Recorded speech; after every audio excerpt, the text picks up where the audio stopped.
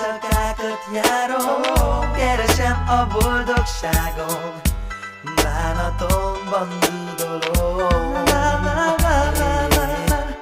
Ne térjek rá a rosszra, szegény anyám rég megmondta, de eltévedtem, most már jól tudom.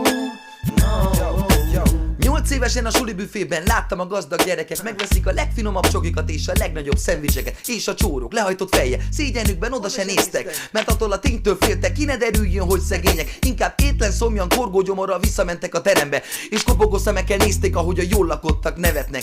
Ez volt az első pofor, amikor szertefoszlott egy álom, és bármerre is sodor az élet, a helyemet nem találom, nem. Az éjszakákat járom, keresem a boldogságom, bánatomban dúdolom.